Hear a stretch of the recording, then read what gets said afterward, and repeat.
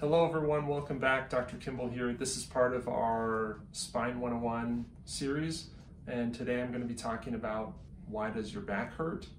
And I'm going to go into a couple of the different causes of degeneration of the spine that can contribute to back pain. Now, there's a lot of reasons why your back can hurt that don't necessarily have to do with your spine falling apart, but those are more soft tissue related and could be due to a muscle strain or to some other injury to your spine or the supporting musculature. Today, what I'm going to really focus on is this kind of like the underlying slow progressive process of the toll that our spine takes over time, just because we live and breathe and we are walking people that experience gravity. Okay, so the first underlying cause of low back pain can be something called degenerative disc disease. It's really not a disease like you would consider most other medical diseases. I don't know why it has that name. It just does. Really, what it is the combination of movement and repetitive stress on your spine, on these joints that weren't built to last forever. Okay, and these joints in our spine, there is some specific anatomy that I'm going to kind of reference. And if you don't understand it, we'll have another video that'll get into that.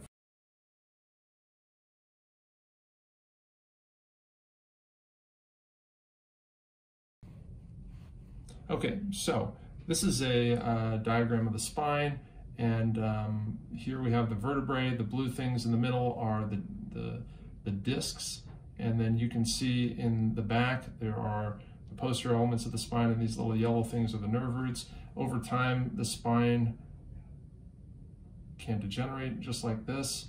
You see these osteophytes or bone spurs start to develop in the front of the spine around the disc space. And as the disc collapses, the thing that's important to realize is the space right in here where the nerve is exiting, that area actually narrows as well. And so that can cause compression of those nerves, right? So just because your discs are degenerating doesn't mean that that is the reason why you have back pain, and that may be a little confusing. Well, okay, Dr. Kimball, why are you telling me about degenerative disc disease if that isn't necessarily the cause of my back pain? So you shouldn't get the impression that just because you have degeneration of discs in your back, that is the cause of your back pain 100%, and that you need to get that surgically fixed, because the truth is hundreds of patients have, well, hundreds of thousands of millions of patients have degeneration of the disc in their spine. Everybody gets it eventually as you age. Not everybody has pain from it, and even less patients have pain from it that requires surgery, okay? There are some unique situations, and that's why spine surgeons exist, because we do have therapies that are clinically proven, scientifically proven, and there's a lot of medical data supporting the indications for spine surgeries, okay? So that's number one, degeneration of the disc.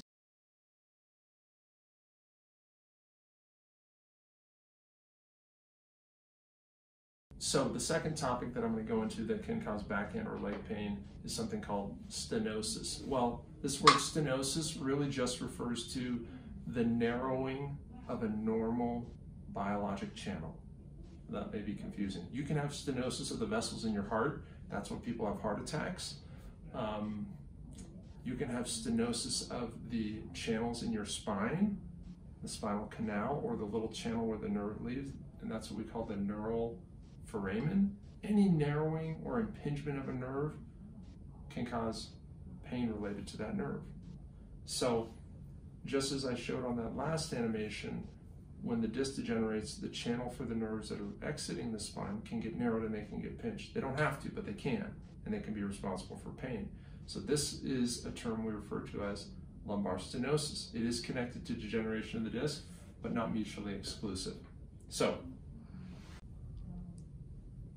okay, we'll zoom into the spine again here, and what you see is this lateral projection of the spine. As the disc degenerates, the nerves can get pinched and they can get irritated as well. This is a top-down view. You actually can have some bony overgrowth into the spine, and that can narrow the channel of the spine as well and further cause one of these nerve impingement syndromes. So how does this all happen? Well, it usually begins with this disc degenerating in the front of the spine.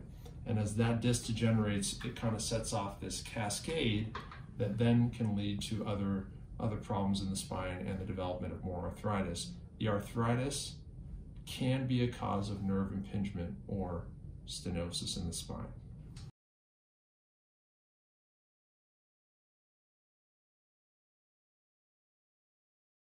Okay, next topic, lumbar disc herniation. So what does that even mean? What does it look like when a disc herniates? If you've watched any of my other videos, you know that I don't like some of the other opinions out there about disc herniation. The jelly donut theory is totally off limits, and so we're not going to go there, but I'm going to show you a little bit more about what a disc herniation looks like. In fact, I have a video of me taking a disc herniation out and actually handling the disc in my fingers, and so you can actually watch that if you've got the stomach for it. I'm going to have you zoom in here onto this animation. Okay, so again, another projection of the spine. This disc is between the vertebrae, and when the disc fails and pushes out into the spinal canal, it will obviously pinch those nerves and can cause not only leg pain, but also back pain.